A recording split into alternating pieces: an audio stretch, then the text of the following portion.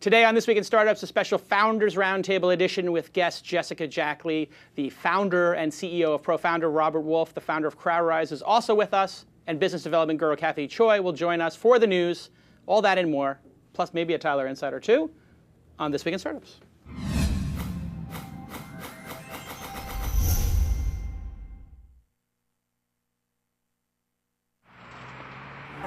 That's what it's all about, man. They said money is the root of all evil, but funny how it feeds my people. We ain't gonna live like equals until we get the money, spend the money, and defeat you. Yeah, money is the root of all evil, but funny how it feeds my people. Yeah, we ain't gonna live like equals until we get the money, spend the money, and defeat you. Welcome everybody. Today is an awesome episode of This Week in Startups. As you probably read in my email newsletter, Tyler, I turned 40 on Sunday. I heard.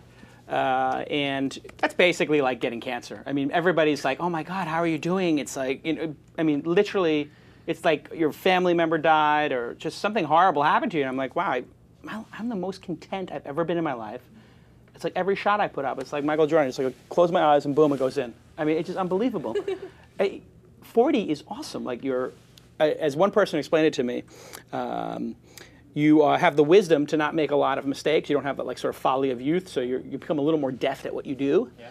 And you're still healthy enough to enjoy it. Like you're not breaking down. I can still run. I can still go play basketball. It's sort of like the perfect decade of your life is your 40s. However, after that, you're screwed. Right. And Fred Wilson told me that. 50 is a whole other story. I don't know. I mean, I think if we make it for the next 20 years, I was talking to one of these guys at like the TED conference, which I don't go to because I'm not going to drop 6 or 7 G's on that. But I do host a poker game there where I can make 6 or 7 G's, which makes sense. Because those guys, they don't care about money. If you're there spending $6,000 or $7,000, you can easily ship me $1,000 or $2,000 on Pocket Pair or something silly and overplay it. Yeah, it's 40s are great. And this guy told me in 20 years, he can't even predict where the science will be in terms of aging and whatever. He's like a stem cell research guy from Harvard, blah, blah, blah, blah, blah. And I said, 10 years ago when you started doing this research, where did you think we'd be? And he's like, I thought that this would be not in my lifetime, where we are today. Wow. So if you make it to 50, 60 in reasonable good health, like you don't smoke or you don't drink a lot, which I guess takes out half the audience, but you will live forever, basically. Not forever, but you're probably skiing in your 70s or 80s. It's kind of mind-blowing to think about. Like our parents or our grandparents died in their 60s. My grandfather skis every day in his 80s. All right, so it's already happening. Anyway, what I did mention in my newsletter is one of the ways I keep young is by I surround myself with a bunch of young people who have great ideas. And this show is a total front. I don't do this show for any other reason but to educate myself. And I have been watching this one specific space, which is crowdfunding. Like a hawk, because it fascinates me. That's how Groupon kind of came out of something like that. Yeah, similar, like a group dynamic of like, we're going to, I don't know, what episode was that anyway, when he was on. But anyway, I've been studying it, and I was like, you know what, it's just getting so boring to read about this on the web. I just might as well have the founders of two of the big companies, and we do have them here. Robert Wolfe is with us, the founder of CrowdRise, which you've probably heard about. They do sort of, I don't know when I first became aware of it, but Robin Quivers from the Howard Stern Show has been raising money through this for her vegan cooking show or whatever, some other thing she's doing, and it's like working. And Jessica Jackley here is also with us, and she is the founder of ProFounder, which is doing it for startups, which was the idea I had. Like, wow, hey, stockbrokers I invested in right on the show. What if I could get like 100 of the people on the show to invest $500? Is that possible? And I think you go to jail, basically. The SEC grabs you and you go to jail, but I'm going to find out from Jessica how not to go to jail. If you want a free ticket to the launch conference, just check in 10 times in the Ustream chat room during the live broadcast, and then tweet, I would like to go to the launch.is conference. And I'm going to give 50 free tickets away to our loyal listeners. And thanks to Storm On Demand, who is hosting all of our files. That can't be cheap. And one thing that is actually affordable, not cheap, but affordable, is the .co domain registry. Over 600,000 .co domains have been registered already. Create your own opportunity with a .co. I have been buying them up like crazy. I literally own 50 right now. So I spent $1,500 on these, but I think I'm going to make one. I have like one or two that could sell for 10 grand this year. So go ahead and create your own opportunity over at .co. I.co, because they can do one-letter ones, unlike the .com people who can't do one-letter ones, will be the next single-letter domain available, joining O.co, which Overstock bought, T.co, which Twitter bought, and X.co, which GoDaddy bought. So people are buying up the single domain ones. You're probably not going to be able to afford that, frankly, because they probably want like 100 Gs for that or something. I'm guessing. It's probably worth more. X.com was the original name of PayPal, and if you type X.com, I think it goes to eBay or PayPal. Yes. But they stopped letting people do single letter, and they're supposedly going to come out with singleletter.coms, I think, at some point. They've been talking about it for a decade. But you don't have to wait. You can go to .co today and get a great domain name. And as we talk about on the Shark Tank, how important is it to have a great domain name? It's critical. And there's some squatter on, thebestname.com that you came up with. But it might be available at .co, so just go grab it. And I have a feeling you're going to do great if you go over to .co. And thank you to them for sponsoring the program. With me today, Jessica Jackley is here. She is the co-founder and CEO of ProFounder, and formerly you were one of the co-founders of Kiva, which is a very big deal for raising money and helping the world, microloans, correct? Mm-hmm. Would be the way to describe it. And also with us is Robert Wolfe, the founder or co-founder? Co-founder. You have co-founders? I do. Of CrowdRise. They put CrowdRiser here. That's even better than CrowdRise, right? When we're really good. Yeah, CrowdRiser. One little. I think that's producer Rob. -1 for producer Rob. I got a new producer on the show, so I'm rodding him pretty hard. Well, welcome to the program, guys. And I really appreciate you both coming in person. And this is the first time we've actually had two founders of two different companies come in to discuss a sort of a space, which I really appreciate. Kind of brave of you guys, because it's, I want to be on a loan or whatever, Now we just met, but right. We feel like we've had full meetings about it for ages, right? Yeah. So I've been watching this space. When did you guys, I'm going to start with you, since I think your company's a little bit older. When did you start? What was the reason for starting it, and how is it going? So we started building CrowdRise about 2 years ago, really probably 2.5 years ago, and the catalyst was really Obama's fundraising campaign. My brother and I were in online retail, and the online retail business that we built is called Moosejaw, moosejaw.com. Moosejaw? Moosejaw, M-O-O-S-E-J-A-W. Okay. And we were relatively successful at Moosejaw because we made it fun. Right. And when we saw really what I thought was the genius of Obama's fundraising campaign, we started researching the philanthropic space. And what was that genius? Small really amounts? They were so good at turning the $25 donor into a $250 fundraiser. And they made it fun, they made it cool, and it was so well branded. And we thought that we had an opportunity to make giving back fun. And that's what we're solely focused on at CrowdRise. Right. So your people are using the service to raise money for an art project or for a nonprofit, all of those things, or is it more just for causes? It's for any 501c3 charity, but there's 1.6 million of them or something like that. So, but it's really become, instead of people giving to charity, it's people giving to people who are doing something awesome to raise money for charity. Got it. Okay, so that Obama, you're going to be a catalyst. You gave 25. Let's see if we can 10x it by getting you to use your sweat equity. That's right. You may not have the money, but you have the time and the inkling to do it, and it's going to enable that. Now, Jessica, when did you guys found Kiva? That's been around for a while now, right? Not that long. March of, spring of 2004, I was walking around East Africa. I was in Kenya, Uganda, and Tanzania interviewing entrepreneurs and hearing their stories. Wow. The desire to share those stories. Were you a journalist? Or were you writing a book? No, for your own? No, I was very naively sort of learning about business for the first time from goat herders and seamstresses and farmers. I was interested in this idea of microfinance and took an opportunity that I had to go out and basically conduct an impact survey to understand whether these $100 grants, sometimes they're loans, but grants that another organization, a great nonprofit called Village Enterprise Fund, was providing to these very poor entrepreneurs was working. So I was checking that out. I heard these amazing stories of entrepreneurship in an unexpected place for me, and the desire to share those stories and also to allow people to participate in those stories in a way that was based around dignity, not the traditional sort of donor beneficiary dynamic of donor, feel bad enough until you get enough emotion built up that you'll want to relieve your own suffering and give money, right? Like, there's some really negative ways I think that dynamic has been perpetuated. Late at night, you see, like, oh my God, Right. these children are starving, Yeah. and if you don't call right now, you've basically killed a child. Pretty much. And it's just too heavy-handed.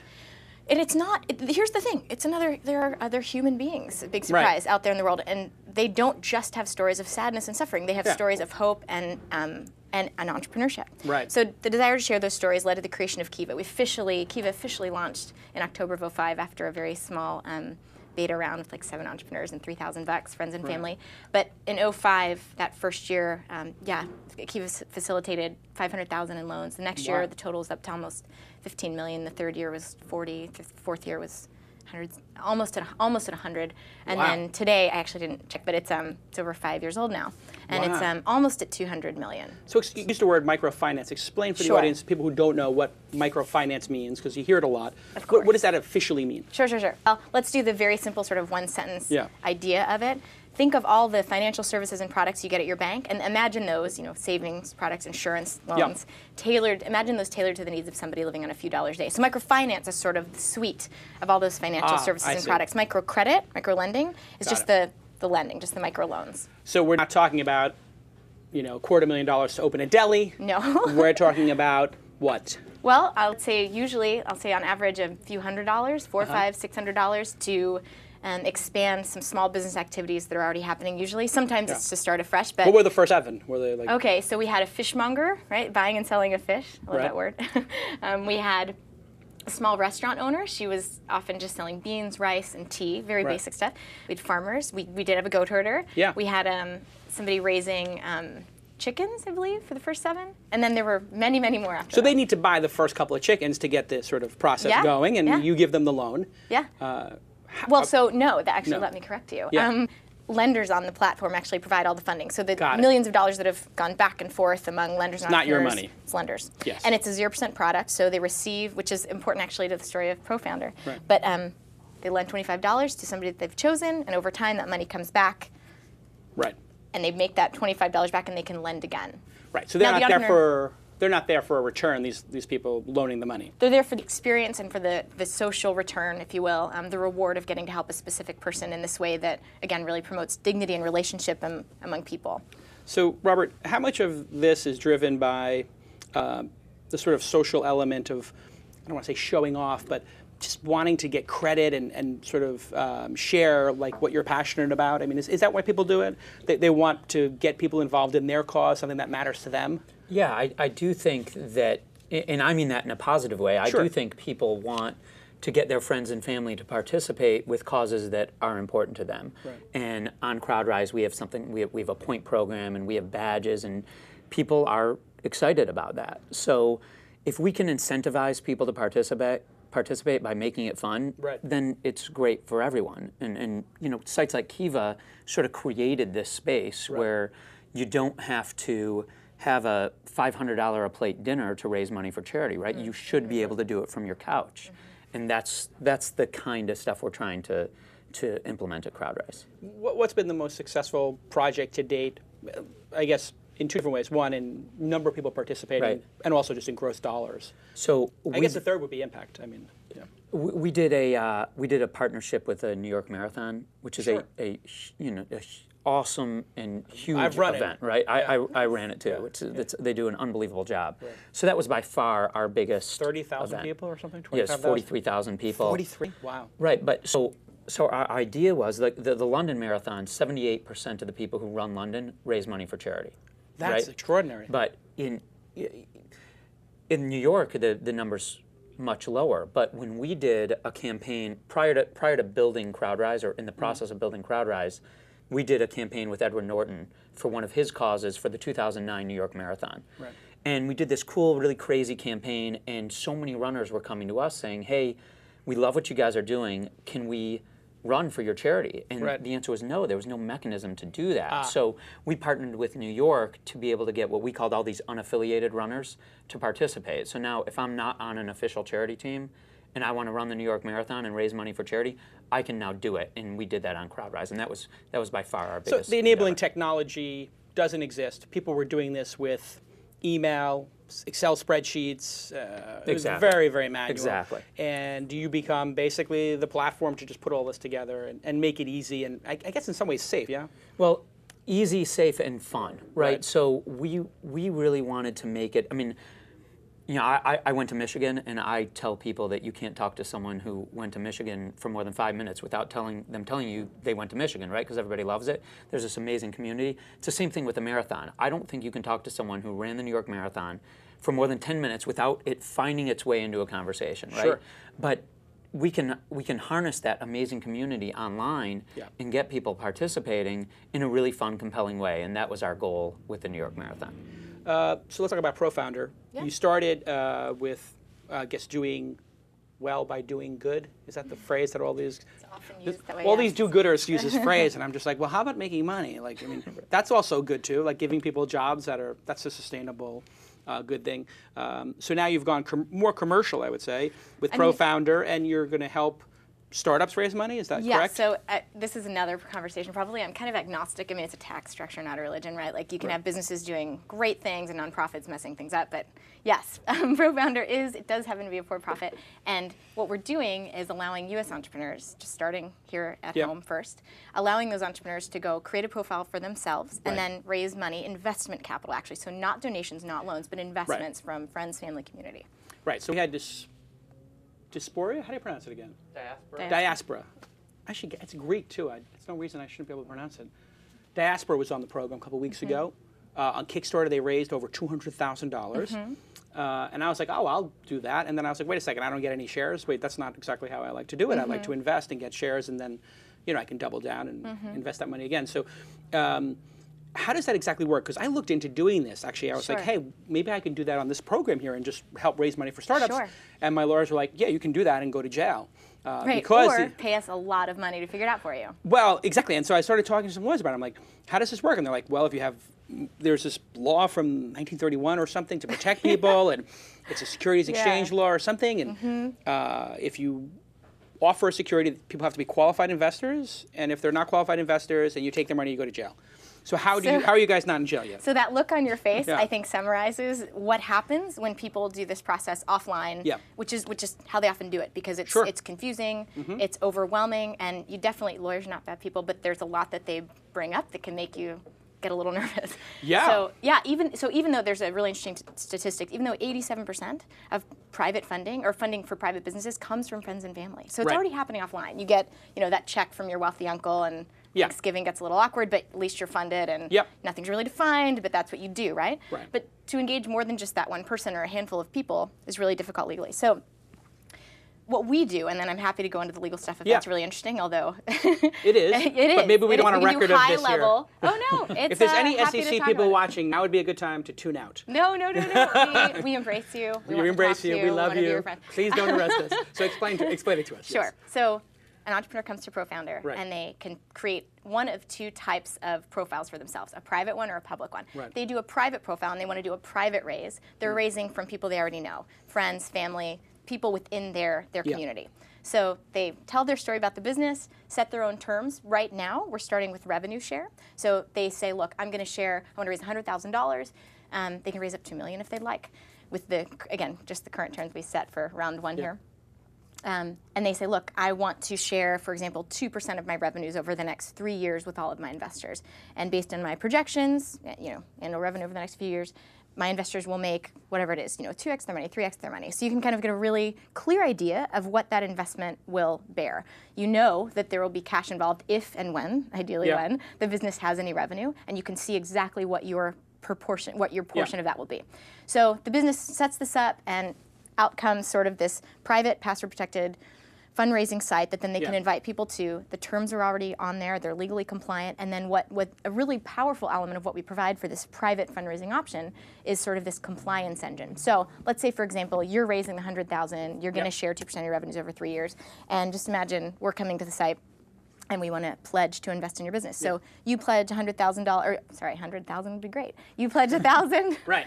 The coffee's working. Yeah. You pledge 1,000, and let's say you're from Colorado. Well, what's great about Colorado is, as we're using Regulation D504 and following that to kind of design the compliance engine. So you would see, if you accept his pledge, you'll have this many investor spots left, and it's very many. You can actually have up to 500 unaccredited, by the way. So that's a very big point, unaccredited investors. Right. So you'd see the limitations if you accept his pledge. When I pledge, I'll be from California, you would see that it drops, but you still have 34 spots left or something. Right. So you get to manage that in a very easy way among all 50 states, which is hard to do, and you can't really do anywhere else in an Is the automated regulations fashion. different in each state? Yeah, so it depends on where the investor lives, and if you are using Reg D 504, so that's a federal exemption with the SEC, and again, at the federal level, now state law trumps this, but it still informs a lot of how this works. Right. So Reg D 504 says you can have, get ready, it's early in the morning, an unlimited number of unaccredited, unsophisticated investors, as long as they're friends and family. That's the gist of it.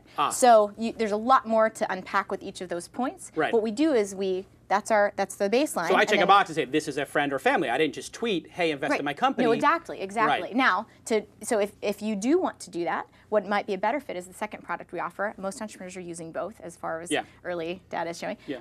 It's a public fundraising option. So you create this page, and you can tweet about it. You can have friends of friends and friends of friends of friends, and the general public stumble upon this fundraising round that you're doing, and it's profiled on the ProFounder site as well, and they can invest as well for a share of revenue, but there's one sort of catch. Because it's not actually an offering of securities the way that the private round is. Right, because you're offering a share of revenue in the future, exactly, not equity. Not equity. Got exactly. it. We can talk about pros and cons there, and it's not that. It's an actual dynamic upside. Right. So again, imagine you do a public round and you offer a share of revenues. Right. The only difference is you show your projections, you promise, let's say again, 2% over 3 years or whatever. Right. However, as soon as investors make their money back, if they do that before the time period's up, Yeah. the rest of the upside goes to a nonprofit. So there's still great financial reward to be gained, but in a private round, it's friends and family only, and the gain is unlimited cash upside, if you will, for those people. Sure.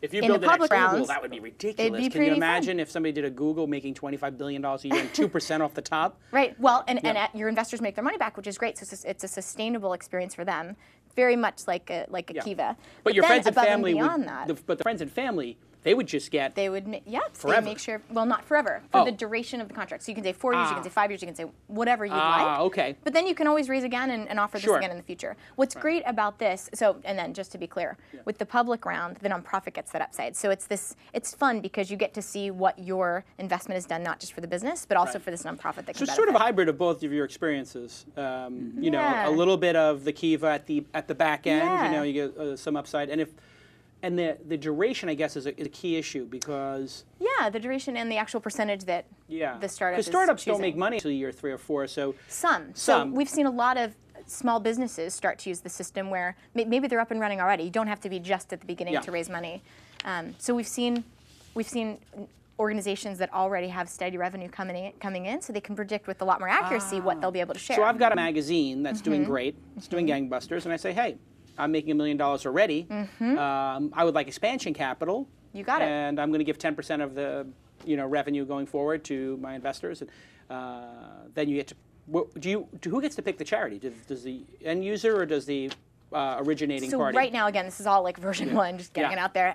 The business does. So the entrepreneur chooses the nonprofit. Oh, that's cool. Which is great because some of them have either 501c3s that they're already associated with that are in-house. So you get to you get these really interesting loops that happen. So for example, let's say you graduate from Michigan and you want to have your classmates invest in a business that you've started, and it's a public raise. So it can be anyone and everyone, the whole alum base, and then maybe the nonprofit that you choose is your school, and it goes back into that to feed the community. Wow, how virtuous. And so that could actually, with all these incubators that are starting, this could be a great platform for them trying to sort of get people to invest in their demo days or the sort of colleges. Exactly, and it doesn't mess up cap tables. So if you do get future rounds of funding, it's not equity, so you're good to go. You're starting from scratch there. So slightly better than Kickstarter giving your money away for credit in the project, which I guess is fulfilling for some. Well, and it's not better or worse. I think they're different fits. So we love Kickstarter, we love CrowdRise, we pass along. Let's face it, this is better for business. Hey, for small business, we think it's a better fit because there is financial. I think Kickstarter, which we invited to the program, but they couldn't make it, but they're going to be on next year.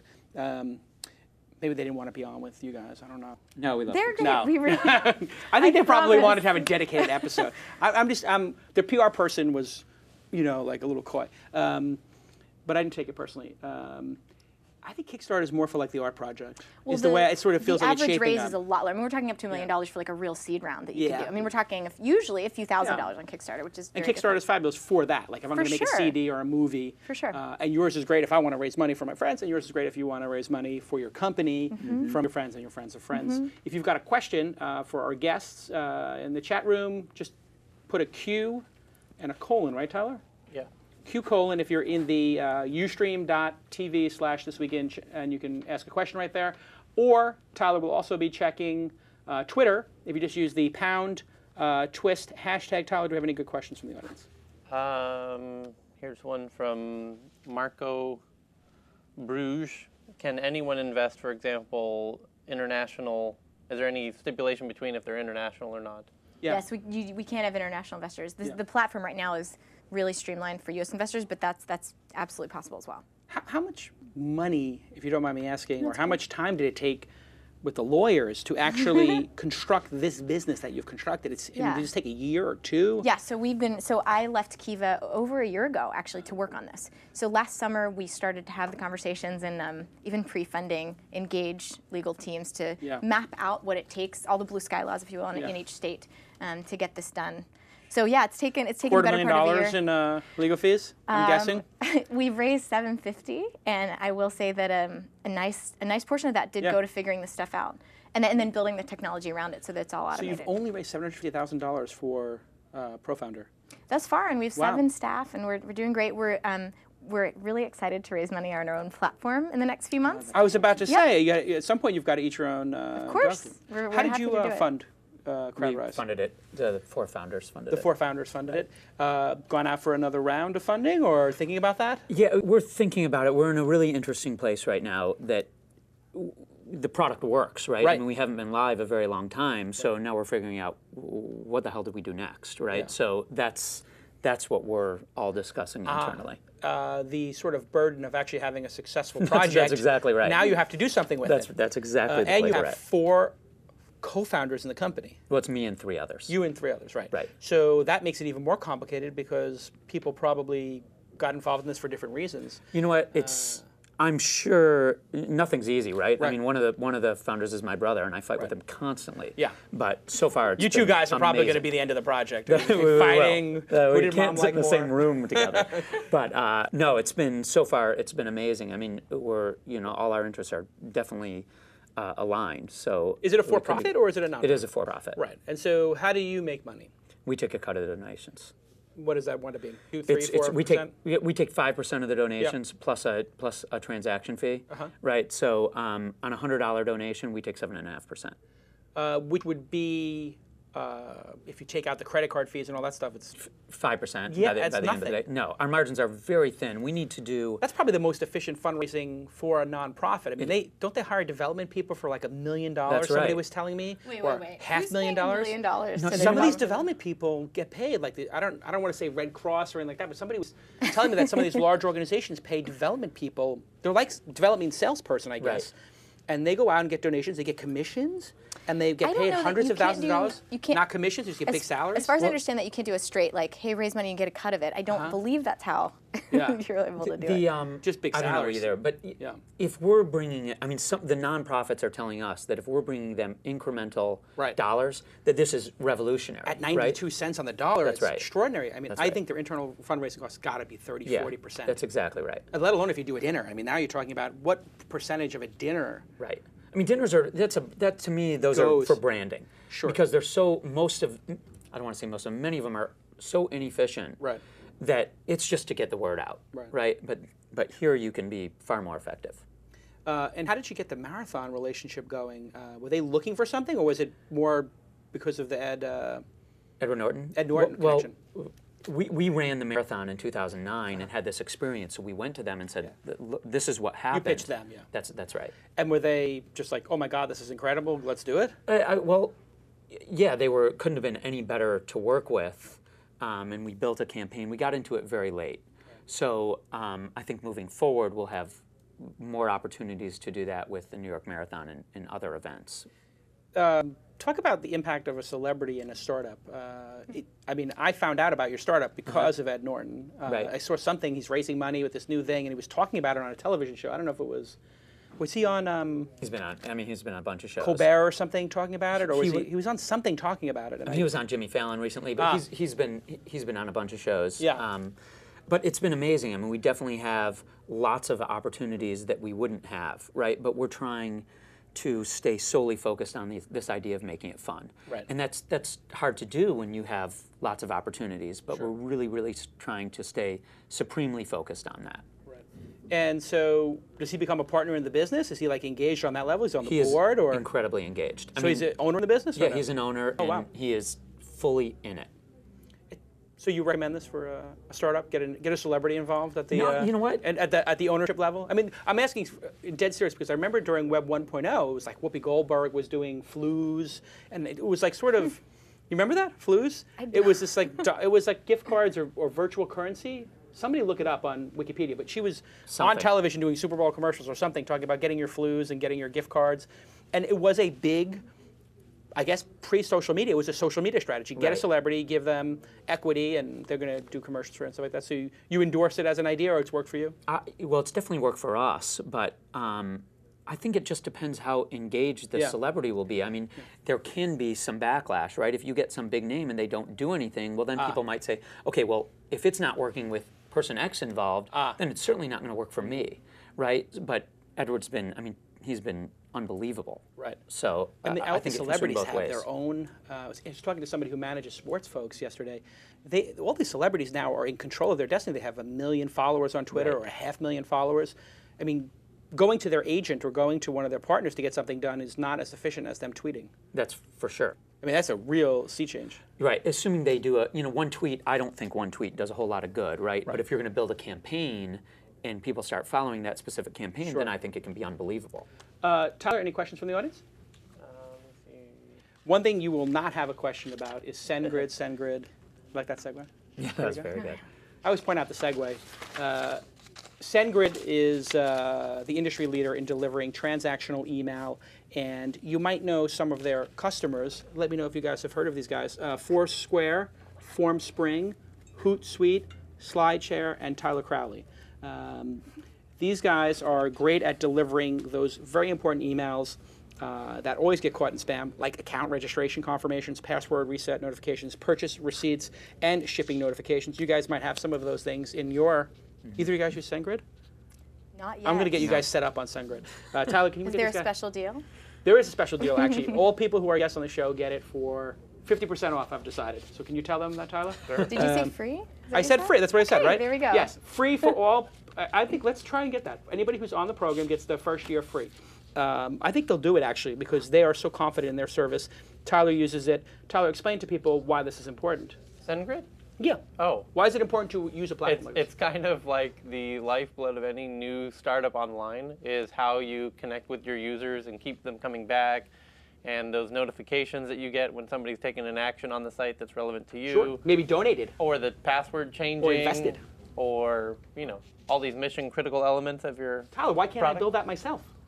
You don't. There's actually, even if you did build it technically, getting through the hurdle of keeping that out of people's spam is a very big deal that you have to build up some clout with all of the email providers. Oh, I see, like all the business relationships, and you have to call them and be able to say, hey, listen. That we're not spam, we're providing the service. Right. Yeah, but so who wants to do all those phone calls? You should be focused on your core business. Aside from the technology.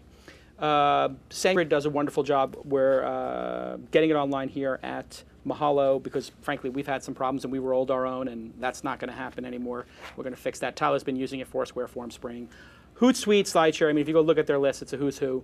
And for obvious reasons, if you're scaling a business, this is what you need. They're now hiring web application engineers, back-end engineers, sales and marketing. So go to sendgrid.com and thank them. It's your Geary to thank them on the Twitter. Is that what they call it? The kids these days are using the Twitter? So go on the Twitter, everybody, and say thank you at SendGrid for supporting This Week in Startups. Free, independent media. That allows great guests like you guys to come on. So there's a question from let's hear it. Ken Seville. For Pro Founder, can the fundraiser designate more than one charity for profits to go to?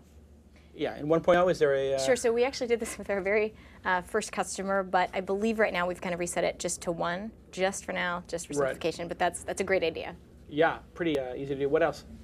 From Bradley Joyce, when can entrepreneurs start using ProFounder for fundraising? Is there any is it open? It is open. Wow, so they can go We in. just started, today we just started doing press. Tomorrow is what we're calling our official public launch. So this is really good timing. Congratulations. And it's interesting because I tweeted about like, hey, can I raise money for companies, that I'm involved with? Yeah. How do I do that? Because I have Twitter followers, and they're like, oh, you have to see ProFounder. So the buzz was out there. Oh, I'm so glad. We've had a handful of successful private raises already, and we have, I think, 11 right now, public raises up on the site that you can go and invest in right now.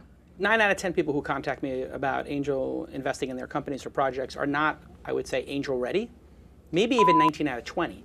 And I would say maybe 25% of them are, you would not want, let's say, kooks. There's a certain number of people who, or dreamers. Official term. Let's say instead of dreamers, let's say dreamers who are incapable of executing.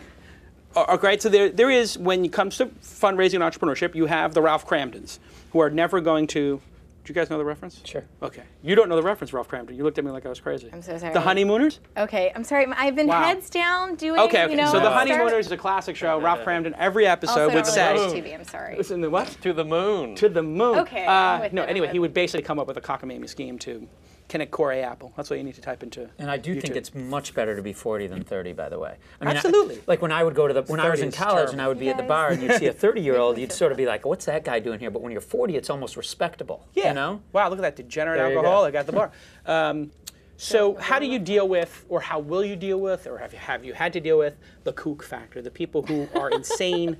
And who, I mean, on the web, nobody knows if you're mentally, insane. Literally, there are people who are mentally deranged who will come to your platform and say, I would like to raise money. How do you vet the deals? Here's the deal. So for now, what we've been doing is slowly working with entrepreneurs, spending a lot of time with each one to go deep, understand our customer, understand what they need. So pretty typical. So even though we've had a lot of demand, we've very slowly allowed people to start their raises and publish. So the first few have been very, very much handpicked. The vision is to let anybody raise money on the site who wants to, because here's the thing. The typical sort of Silicon Valley scene of getting your funding, it's very clubby, it's very male, it is. No offense. It is. It's very white, it's a lot of different things that shut. Guilty as charged. Right? And it shuts a lot of people out, and I don't think that you should have to be part of the club all the time. You may have a very good idea, and you may be inexperienced, you may have a lot that you're still working on, but if you have a core group of people, friends, family, other people that know you, and believe in this, then who would we be to say, we don't like your idea, you don't get to be in the club? No, we want this to be a platform where everybody has the market should vet this. Yeah, exactly. But it does mean at some point you will get somebody who commits, I don't want to say fraud on the platform, but somebody who does, when people don't deliver, sure. How are you going to handle that? And how did you handle it at Kiva? Sure. Okay. Well, so Kiva is a different structure, and remember there are 4 kind of groups involved: the lenders, Kiva itself, the microfinance institutions, these banks for the poor all over the world, and then the actual clients, the entrepreneurs that they served. So what we did was spend a lot of time building a great risk management system, a great sort of set of questions that are our due diligence process. We actually have people go audit them. We spend a lot of time vetting the microfinance institutions, and then they do the very hard work of finding great entrepreneurs, administering the loans. They do that last step with the actual individual client. With this, we've kind of put in place, there are checks already. We have done basic fraud checks, that sort of thing. But above and beyond that, if you're going to create a whole profile and invite your friends and your family to do this with you, there's reputation built in right there. Yeah. So it's a different sort of it's a different sort of set of incentives that both investors have and you as the entrepreneur have to engage the people that you know and people that you don't know. But so what I'm hearing is there's a they're easy identity checks, fraud checks. You can see if the business is in good standing. Is there cost to do all that stuff? Is it for you guys? Us? Yeah. There is. So does that mean you're going to charge some basic fee to put your stuff up so that they're vetted? So again, right now what we've been doing is just spending the time really getting to know clients. They've come to our office, we've gone to visit them, so we know who we've been dealing with thus far. Feels like you should charge maybe $100 to put your project up, or $200. That just is strictly for the background check. Yeah. And then put a logo up that says, hey, this was background check, and this person's not X, Y, or Z. Absolutely. We've been doing some of that for the first few, and we can implement that. I think it's an easy, not easy, but it's something you can turn on and off as needed, depending on, as we see who's kind of coming into the site, we know sort of the steps to go through. In terms of charging, we charge $1,000 for a private raise up front, just to do that. And again, you can raise up to $1 million, so it's pretty cost effective. Wow, it's and nothing. Then, and then the 5% is also what we charge only on a successful public raise, if and when you meet your goal. Right. So if you're doing a private one, 1,000 is like nothing. I mean, that's way too little. Well, for now, that is where we're starting. Again, the legal. But I guess so. 1,000 would be enough of a barrier that you might actually filter out some of the sort of people who are not as serious about it. Sure. And we do encourage people. I think there are different products that fit entrepreneurs at different times. Yeah. So maybe they want to test the idea and see what people who aren't perhaps a little bit biased towards them think about it, and do a public raise and see how that works. Maybe they want to raise a very small amount of money and just test something. And it's easy to do that on the site. You don't have to do a huge round. You can raise a very small seed round to test things and learn and have sort of an organic process. So if they're not, like you were saying, they're not angel ready, and I would love to know what what that looks like. You are angel ready. But you've already proven that with 750. I missed that round. Yeah. Well, we are going to raise again, and we'll hopefully do our Series A in the next 6 months. I want to tag along to the last round. We have to talk after this program. We have to see how many people. I got to see what my value is here. Yeah, she got a free email program, right? Yeah. What else can you got give it me? too. You're going to get SendGrid. I think. Make your offer here live. I think. Well, I'm going to guess 750. If you raise 750 and you're the founder of Kiva, you got a 4 million pre and a 5 million post. Am I allowed to talk about this right now? Of course. Really? Yeah.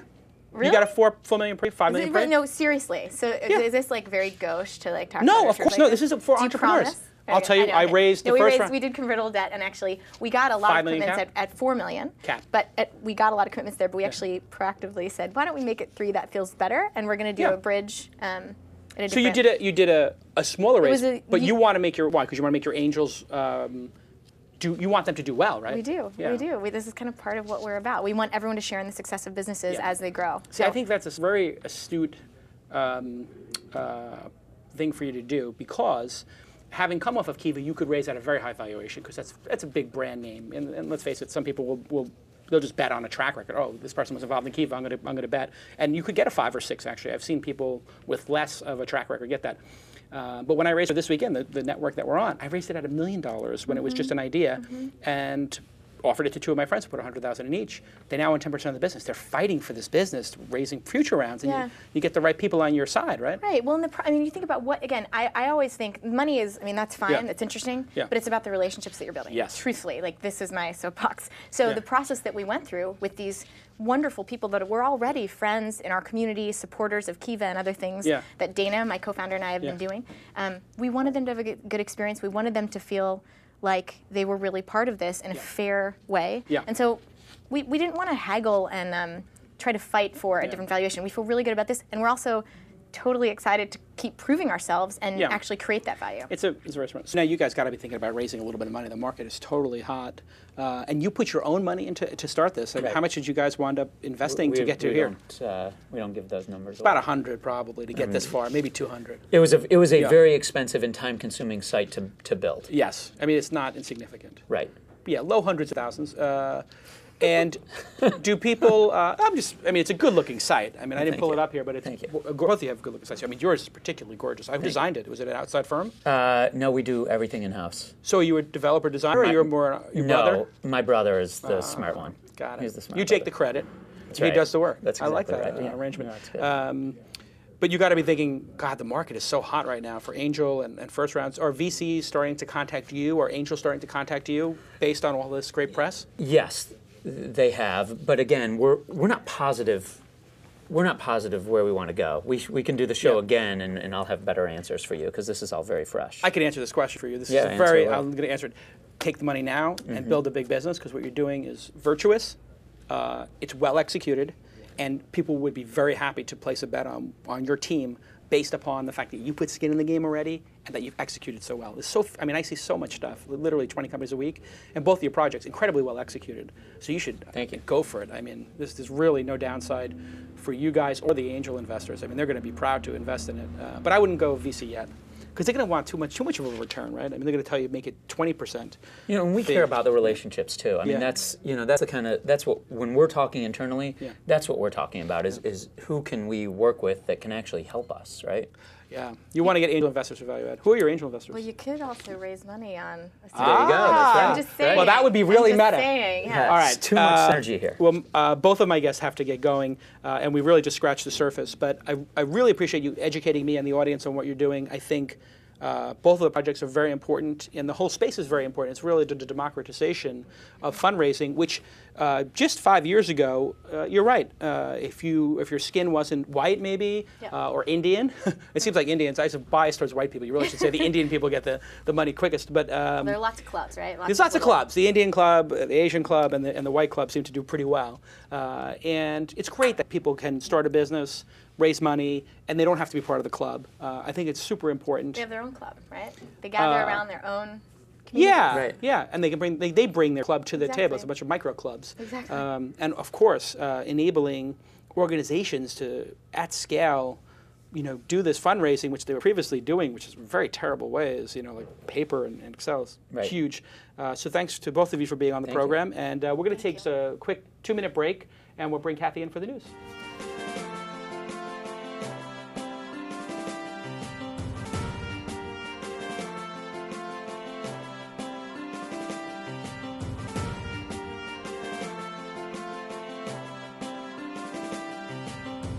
Okay, we're back. What a great interview. Did you watch the interview? Were you watching? I didn't get a chance to know. Oh, you were busy doing the news. Tyler, what'd you think? It feels good when people are doing something, that begets positivity and is helping others in a real fundamental way. Empowering, democratization. We like these things. Yeah. Keeping people out, we don't like. Holding people back, not so much. We like the democratization and the empowerment here at This Week in Startups, not the. But there's nobody who loses out of pro-founder. Who loses? Yeah. How do you say that in Latin? I feel like I should be like qui bono. Is that who wins? Qui bono? Qui luso?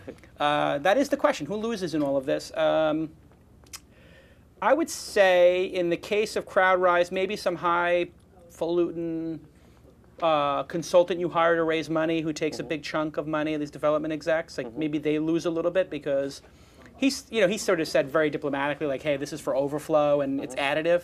That's not true.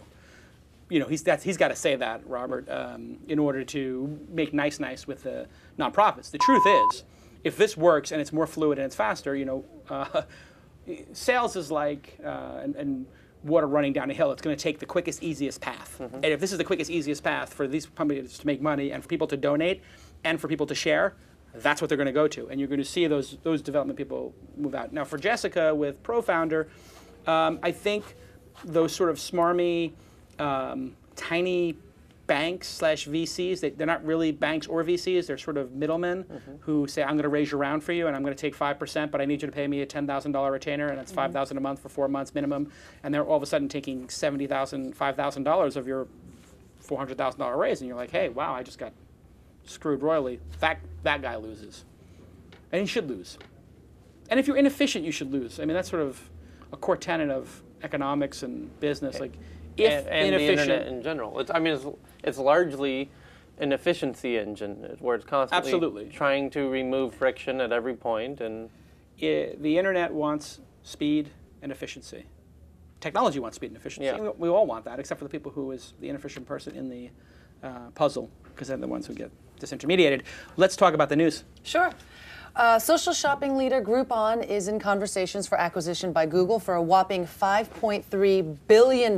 With a bit. With a $700 million earnout, which means if Groupon hits certain revenue or profit goals, the company will be sold at a total of $6 billion.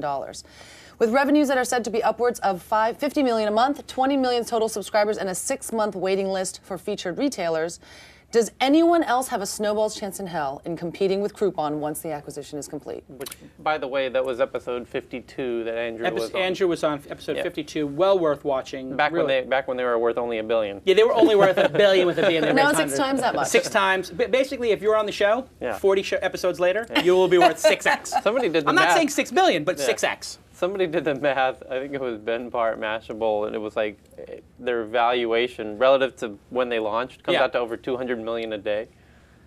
No. Yes. No, that's not possible. $200 million a day, 10 days would be $2 billion. It'd be 30 days. Maybe $2 million. They've 20 been around- million? 2 million a day. 20 million times 10 days is 200, times 100 days is 2 billion. Yeah. Because that'd be it's almost 300 exactly days. 2 years by 6 billion. Yeah, but you got to take the year and a half when they were doing that other thing before they pivoted into account, because that really does count. Remember they had a different Really? company name? Sure, Yeah, but it counts. didn't. I don't count It was since a the pivot. different I count model. since you when you incorporated. That's when it starts. Not at the date of the pivot. Nice try. Anyway, this is bold and awesome by Google. I give them a lot of credit for giving them a premium valuation, and I think, like YouTube, they will be rewarded as probably one of the most visionary, acquisitive companies. They bought Applied Semantics, which became AdSense. They bought the analytics company. They bought the Android company. Boy, Google's good at buying things, and they're not scared of paying a big price. People said they were crazy about YouTube and paying for that. YouTube, I believe, could be profitable today if they wanted it to be. It could be a profitable juggernaut if they just said, oh, well, everything's going to have pre-rolls. But they're sort of taking their time with that. Who else could buy it, I guess, is the question. Who could come in and make a last-minute play at it, and who would? This values them at 4 times the New York Times. And I thought this would be a great purchase for a large newspaper company. Unfortunately, those companies are not growing as fast and could never buy them. So when that happens, when the person who should buy you can't afford to buy you, then the opposite becomes true. You should buy them. So the more interesting question to me is, well, what if they don't sell and they go public? Who should they buy? I think they should buy the New York Times. I think they should buy local newspapers. And they should run those local newspapers at a break even, or maybe even a little bit of a loss, to have the only ads in the newspaper be Groupon related and deal related, and force the vendors to go through that process. Then that makes them a $25 billion company or a $50 billion company. I would not be mad at them if I was an investor in the company or involved in the company, an employee of the company or the board of the company, if they sold now, because they're being offered a disproportionate reward to what they've achieved. They're worth $1 billion? Okay. They're worth $2 billion? Sure. $3 billion? Probably not. $4 billion? Probably not. $5 billion. So basically, you've got somebody paying at least double what it's worth today. When that happens, when somebody's paying 2, 3, 4 times, they're taking out all the risk. For them to be public and get to go public and to sustain this model and fight off competitors and get to $6 billion in valuation, there's a lot of risk there. I think they'll do it, but last week or 2 weeks ago when we discussed this, I was like, don't do it. But that was at $2 or $3 billion, and now you sort of this. I think Google learned how to do this based on the failure of the Yelp deal. They should have just said with Yelp. I mean, Yelp is looking pretty cheap at $500 million. They should have just said to Yelp, $800 million, because it doesn't. What these tech companies have to realize is it doesn't matter. They have nowhere to spend their war chests of money. There's almost $100 million in the bank accounts of Microsoft, Google, Yahoo, Apple, Oracle, Cisco. I mean, tens of billions of dollars each. I think Apple has 40 billion, and Google, I believe, has 20 billion. So this is it 30 now? I mean, it goes up 2 or 3 billion every quarter. So for Google to spend whatever it is, it's a very small percentage, 10 to 15% of their war chest on this. This is the best thing they could buy. Facebook could come out with a $50 billion valuation and offer them 20% of their equity. That would be pretty compelling too. So good on Groupon, and I don't think anybody displaces Groupon, but I do think that if Groupon gets bought, it's going to launch 5 more competitors. Because people are going to, I mean, the fact that Yahoo hasn't and AOL haven't done this just shows how poorly managed they are. I mean, I don't mean to disparage those companies, which are probably the most likely candidates to buy some of the companies I've started, but those 2 companies should have bought Groupon or knocked it off or bought their competitor a year ago. Yahoo and AOL could start a Groupon clone tomorrow with their user base, and they could compete very effectively with them, and they didn't, and that they're going to do it a year from now, and it will be too late. Google's got a massive advantage. Every Gmail account will be somehow associated with Groupon now. Right. Can you imagine if your web clips every day is not that rotating news, but just a Groupon deal in your area? Can you imagine if the bottom of your SIG file has a Groupon thing on it? Can you imagine? I mean, it's just extraordinary. And their reach in terms of AdSense, already people are talking about how much companies are benefiting from Groupon buying up the AdSense inventory. So I think Groupon's probably in the top 10 customers of AdSense right now. So if that's the case, this is a match made in heaven. Just bold and awesome on Google's part. I give Google a lot of credit for not being complacent, and shame on Microsoft, Yahoo, and AOL. So you believe that if AOL or Yahoo or Microsoft was to purchase a Groupon competitor today, that they would have a really good shot at being a major competitor? I think it would be viable.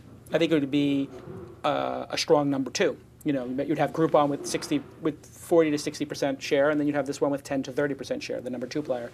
So yeah, I think Living Social. I mean, the big winner here is Living Social, which U.S. Venture Partners invested in, and they're based out of, I think, D.C. Yeah, and they're doing great. It was a former AOL person, and I know the VCs because I was on the board of Savings.com with one of the VCs, Ted, who at U.S. Venture Partners, who did that deal. Living Social will be bought within the next year if Groupon gets sold, and it will be bought probably by Facebook, is my guess. And that'll be a pretty good deal for U.S. Venture Partners because they'll get some cash and they'll be able to get Facebook stock at a $30 billion valuation and triple their money when it goes public. Well, what if Groupon, for some reason, doesn't do this deal? They go public. They go public before Facebook. I'm not worried about what Groupon does. I'm sure Groupon will do fine. Doesn't this kind of reveal Google's amount of interest, their willingness to pay this much? Doesn't this mean that they're going to do something Groupon-like if Groupon doesn't take the cash? We're going to have Hotpot on the show, Leora, who designed it, and Hotpot is, I would say, a viable coexister / competitor to Yelp. Right. And so I think if you do not sell your company for a disproportionate reward to one of the big players, you can expect that they will come compete with you, and as they should. Right. You've proven the market. You turn down their disproportionate offer. Okay, that means it's on, like a Donkey Kong. Like you're ready to go. Yeah. You know, so I mean, Yelp is basically saying when Yelp turned down Google, if this is exactly what happened, I don't think anybody's ever said that's exactly what happened, but it's pretty accepted that they turned them down. Jeremy turned them down full well knowing that they will come compete with him. And, you know, there's some talk of search optimization going in Google's favor because of that. Right. So, yeah, I would expect Google to launch a Groupon clone or buy Living Social. I mean, I'm sure they're talking to Living Social concurrently. I would guess that if you're going to spend $6 billion on this, you already talked to Living Social, and you know what Living Social's number is, and you're trying for this number, and they may go out and buy Living Social next. I had a phone. This is kind of related. I got a phone call from Google. I have an ad listing within Google Local for a small business just to test out Google Local, see how efficient it is. I get a phone call every single day to this phone number that's on this Google Local. Every day from their local salesperson? No. I get a call from somebody who's trying to use this business. I got it. So it's like L.A. massage. Yes, whatever. So I have this L.A. whatever it is. You're doing well. You don't need to be massaging people. It's better ways to make money. Yes. I'll give you a raise. Purely for... Just ask for a raise, I give you a raise. Just purely... Can somebody raise Tyler's salary 5%, please? Just to see how the Google Local works, the efficiency of it. And I get a phone call every single day to this phone number that I put on the Google Local listing. So you're addicted. No.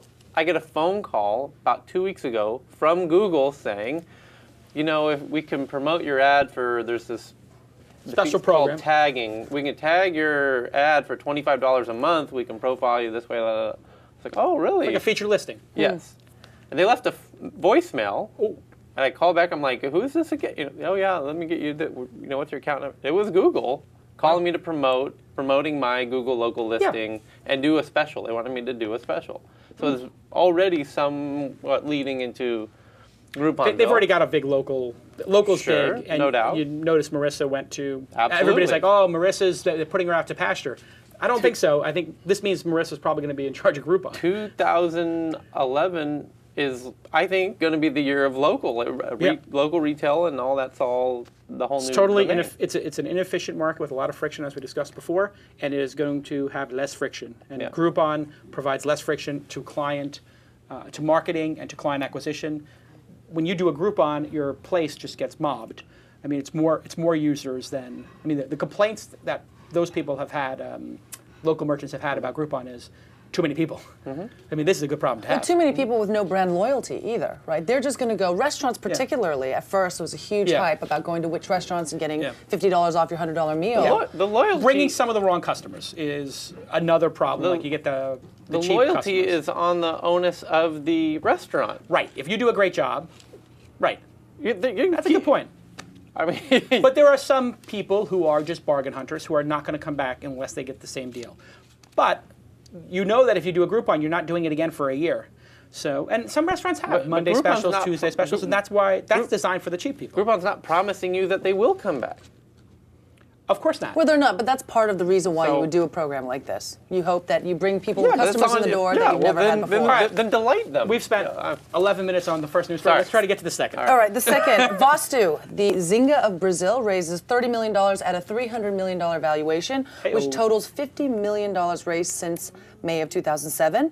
Vostu has grown to more than 20 million active players a month, a tenfold increase from the beginning of the year. Wow. 40% internet penetration in Brazil. That it only means that a quarter of all Brazilians who are online are actually playing the game. So social actions like ad clicks and installs are things that have marketing value in the network and are the key to the gaming industry. We're seeing more and more of it in other verticals. And Mark Pincus, CEO of Zynga, describes social gaming as, quote unquote, the new email. Do you agree or disagree? Well, I am biased in this. Mark is an investor in Mahalo, and we're good friends. I think he's a genius, and he's just incredible entrepreneur. I think it's the new email is a metaphor that doesn't make much sense to me, so I don't understand exactly what he's saying there just from the snippet. So I probably would need a little more context, but it is big. Social plus casual games equals something bigger than, casual games alone. I mean, it's a massive catalyst. I mean, his point was it's like email in the sense that you're reaching out and touching someone just through gaming alone. It's a new way of having that relationship and that touch point online. Play is a core aspect of human existence. People like to play, and we sort of lose that from childhood. We stop playing, but we went at Mahalo. We left work early on Wednesday, and we all went and did some fit club together, and soccer, and frisbee, and softball. And you got a big smile on your face, and everybody had a great time. When adults go play, good things happen, and he's just tapping into that sort of inner child in everybody in a major way at scale where people can share it.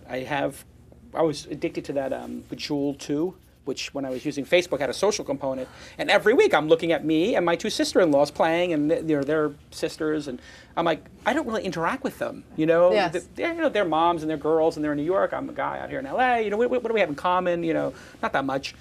But Bejeweled 2 is what we, we're talking Bejeweled strategy at Thanksgiving, like in detail, like, hey, how do you get the 5 cube thing? So he's. Yeah, not Mark's best metaphor, but I get it. It is pervasive. You should buy this company. Next story. Enterprise social networking platform Yammer grabs $25 million in new funding. Known as the Twitter for businesses, Yammer has now added a number of applications to its platform like polls, chat, events, links, topics, Q&A, and everything else. Why is it important to have a platform like this for your business? Yammer's awesome. It is great for organizations that have a large number of people in multiple locations because you can casually discuss things in private and discover people in your organization and things about them. And when new people come in, they can follow those threads. So, for example, we used it early on at Mahalo, and it was pretty transformative. Now we have persistent IRC chat rooms, which seem to serve a similar function, but those are harder to set up for people. If you were to hit pound Mahalo 2.0, you could see the discussion from a year and a half ago in June, of us talking about the features of Mahalo 2.0. And since we're launching Mahalo 4.0 in January, wow, that's an interesting piece of archaeology to go through. And if you looked at it, the 5 developers who worked on it, the junior developer at that time was Jacob, who's now our senior guy. It would be, really interesting stuff there in the archaeology of it and discovery. And people can use it on their iPhone and all this kind of stuff. So it's social in the enterprise, very important idea. And they're making a lot of money. I am friends with David Sachs, as people know as well. And U.S. Venture Partners did the round, which we just talked about from Living Social. So I know the folks over there who did that. And that business is doing really well. And gosh, it's hard when we have a story about somebody who I'm friends with, because I'm thinking about all the conversations we had playing poker last week as we were at the poker table at Web 2.0 with my friend David and with one of my friends from US Venture Partners who did the deal. Not that they did the deal based on being at that poker game because it was a different partner. But that business, I got to phrase this as a prediction now, that business would well worth be somebody buying that business. And I would be surprised if people have not tried to buy that business. Was that not insider information enough? Yeah. But now that I say it's not insider information, it's sort of like everybody's like, oh, okay, Jason has insider information about that. That was Let's just plenty obtuse. Yeah. Yeah. That is a business worth acquiring. Yes. And I'd be surprised if people have not tried to acquire said business. And what do smart entrepreneurs do when the market is hot and when their companies are growing? Raise money. Raise. That's what smart guys do, smart gals do in the business. And David is a smart cat and a great poker player. Did he clean up that night? Who ended up? I lost 3 dimes the last night. I made 2 dimes the first night, I lost 3 the second, and I lost it all today. Really? 2 hands. One hand I had queen high flush, he had king high flush, and then another one, yeah, anyway, I don't want to talk about it. I'd like to propose the next game that we do at Mahalo is a poker game, actually. We should have a poker game here. Let's do a final story. Final story. Billionaire entrepreneur Sir Richard Branson's iPad magazine launches tomorrow. It's called Project. The first issue features Jeff Bridges. And the front cover is actually a short video, which I think is kind of cool. Oh, sorry, what? Not quite video, but it's moving image. Virgin likes to think of Project as a living magazine, one that evolves and updates throughout the month, and readers can visit Project daily for breaking news. Why are you shaking your head, Jason? Keep going. Rupert Murdoch also has an iPad-exclusive newspaper, The Daily. I have a feeling you don't like this idea. Do you think the iPad is the go-forward medium for the next generation of content? Man, I don't want to steal a Tyler insight. Go ahead. But using the iPad to save the magazine industry is like using Ethernet cables to save the fax industry.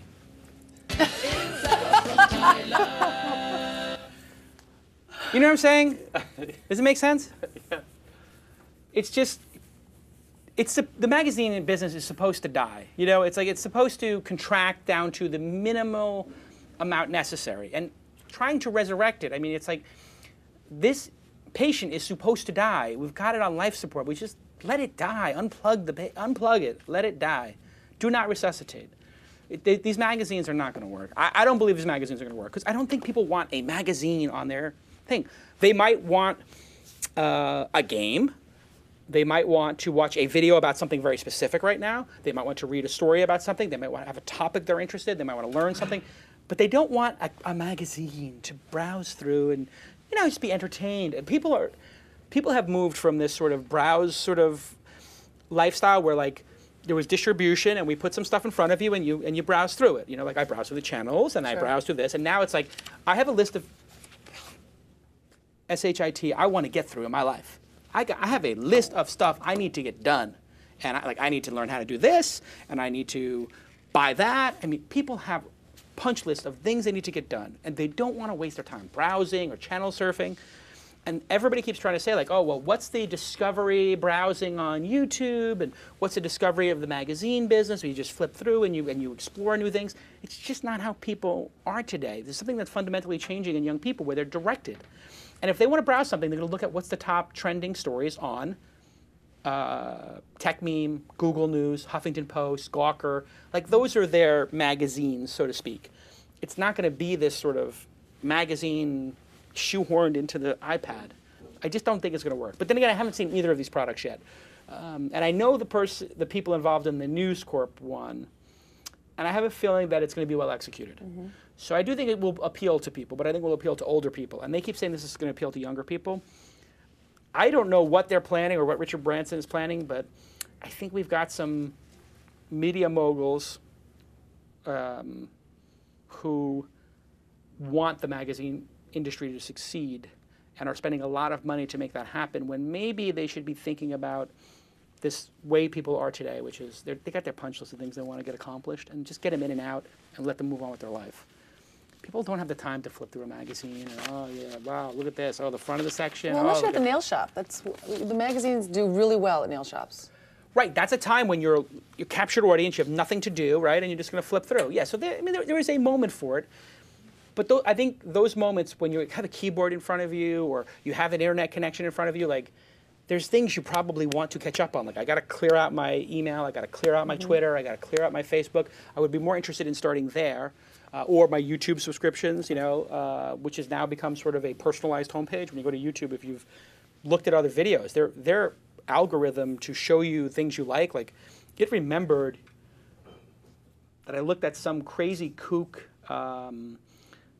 Swami up in San Francisco because I saw this movie about this retreat, and I was like, wow, this guy is a bizarre guy who's like life extension, whatever guy. And I just typed a search in, and I watched a couple of his like kooky videos trying to get money from people, and it still knows that I watch those videos.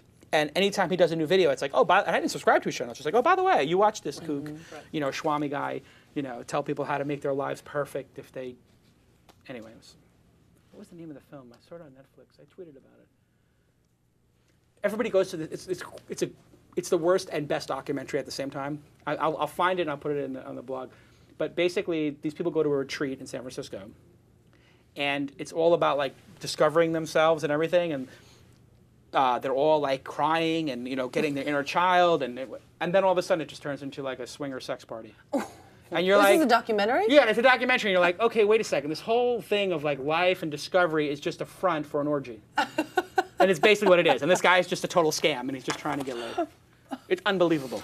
Pretty smart on his part. Last story. Oh, one more. Okay, one more. Well, Why not? Level 3 Communications issued a statement claiming Comcast threatens the open internet by charging recurring fees for transmitting online movies and other content to Comcast customers. Level 3's customers, such as Netflix, require more broadband due to streaming videos, and Comcast wants Level 3 to pay for that. This is part of an ongoing battle over net neutrality for many years now. But what's the solution? Who should be paying for the web? And then Comcast came out with a statement today, like, oh my God, Level 3's, sending 5 times more traffic than we're sending over them, and it's like, well, you're an ISP. You're doing the pulling. They're doing the pushing. Like, what do they have to send? They're just a transport company. So I think that the fight for the open web, and Vincent Cerf wrote a story about he did a talk condemning Facebook for sort of being a threat to the open web, which they are. And now you're seeing the ISPs become a threat to the web. What this all says is the internet is becoming so powerful and so important, and there's so much money at stake that people are trying to co-opt it, control it any way they can, and it's going to be up to the good people of the internet, people who've been around for a while, or the new people who believe in the sort of fundamental principles of open and fair access to fight these people, to fight these bastards, to be honest. I mean, what Facebook does, what Comcast is doing here is really bad. They're bad actors. And the problem with our tech industry is people are making so much money off of their Facebook investment or this that they're selling their souls. And there's people who are investors in that company who should really be ashamed of themselves. And Comcast should be ashamed of themselves. The reason the internet is worth so much is because it's open and because it's a level playing field and because none of us have to beg the other person to send our data. And this is the end of it. I mean, if we don't fight this could be really the end of entrepreneurship on the internet. Because some of these people like Comcast, I mean, they control double-digit percentage of internet usage in the United States. You could lose 10% of your, 20% of your users. And shows like this that are streaming, they might say, oh, you know what, Ustream, we're going to hold you for ransom next. And, oh, now you have to, pay. And what if it cost us $500 to do this show every week? Maybe the 2/3 of the shows on this weekend we'd have to shut down. And that's what these guys are angling for. They want to get paid, and they should just provide better service to the users who are clearly willing to pay for it. If they increase the speed, if they come up with their own products and services, people will pay for them. So just use the open internet to reach those users. I just think Comcast maybe isn't as competitive in that regard in providing services, and Facebook the same way. Just don't want to lock people in. I'm curious to see on the, I think that's a whole, no one knows how that'll play out. Hopefully the old school people bring back the free open spirit of it all, but on the magazine issue,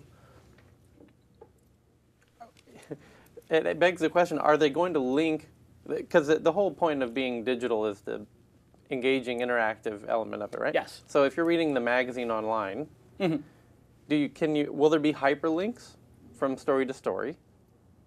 Right. You would have to assume there would be. Intra-magazine links, which we did on CD-ROM in 1993, 94. Wow. Or Incredible innovation. Right. Or would they even let you link out to things? Yes, perhaps. But they probably don't want you to leave the app. Exactly. So it opens this Pandora's box. The whole point of it is the engaging part of the web is the interactive. The openness of it. And what's happening is some of the people who have either distribution, scale, or polish are trying to use those assets to then make it unclosed. Apple has polish and fit, so they're like, oh, well, we're not going to let you install what you want on your phone, but because it's the best phone out there, it's the most beautiful, you're going to buy it anyway. Facebook has scale, and all your friends from college are on there, and they'll abuse that to say you can't take out your address book and you're not going to give it up. My point is the only reason a magazine in print works is because you can't link out. Like you're forced to go from page to page. Right. If you want to drill down deeper, you can't. Yeah, correct. It's a wonderful insight. Inside from Tyler.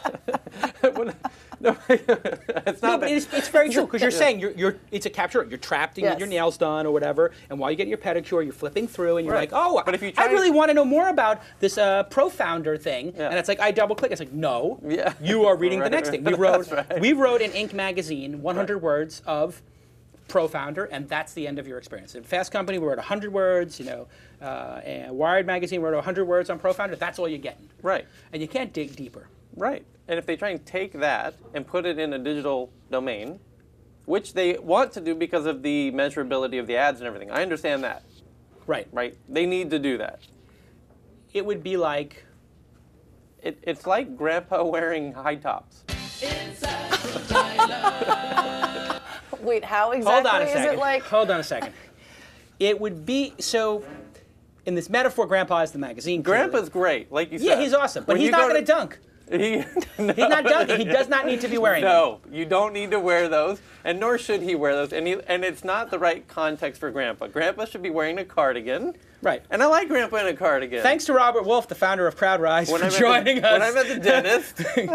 Jessica, Jackley, you did a great job from ProFounder. Boy, do I love these two companies. Everybody go check out profounder.com, check out crowdrise.com, and please tweet as well. Thank you to our amazing sponsors, .co, D-O-T-C-O, I think is their Twitter handle. And just do me a favor. Go buy a .co domain name. Buy a good one. And if you really appreciate the show, and this is not for everybody who watches the show, and I don't need everybody to do it. This is the 1% who get value from the show. If you get value from the show, I just need you to do two things. And you know if you're someone who got value from the show, so I don't need to tell you how you got value. You maybe emailed me or Tyler and said, hey, I really appreciate that, I learned something. Take a moment right now. You're hearing my voice. Stop what you're doing. Go to .co, buy a domain. And I really need this help from you guys. Go buy a .co domain, and then tweet the domain you bought and say you learned about it on This Week in Startups. You need to get domains all the time. Go buy a domain. Buy a vanity domain, buy your last name, buy your first name, whatever it is. And then, why don't you email the folks, if you do have a company that uses email and you have registration, just email the folks at SendGrid and tell them, I'm interested in trying your product and I learned about it on This Week in Startups. I don't need everybody. I just need like the 5 true fans out there. If 5 true fans do this for me this episode, that will help because then they're going to re-up as sponsors and then we can afford Tyler and Kathy and all the demands they have for being on the show. Thank you, Kathy Choi, for another excellent, you're getting better with every episode. Good job. Thank you. Good story selection. And thank you, Tyler, for a great 2 Insight show. The launch conference is February 23rd and 24th. I really want you to win. So if you have a company, or if you know somebody who's launching a company in that time frame between now and February 23rd, tell them to hold on to it and email us, and I will take a look at it and try to help you win the conference. And if you'd like to come, super cheap. It's like $400, so it's for startups. If you're a lawyer or VC, pay the $1,000. I don't want to see any lawyers or VCs buying the startup ticket. Trying to do something new here. Anything else? I think that's it. What's on later today, guys? Do we have any other shows? Poker, Annie Duke. Oh my God, it's Today Poker and Annie Duke. So if you're watching live, Tuesdays we have the This Week in Poker show, and later tonight we have the Annie Duke show, which I'm going to be on in 2 weeks.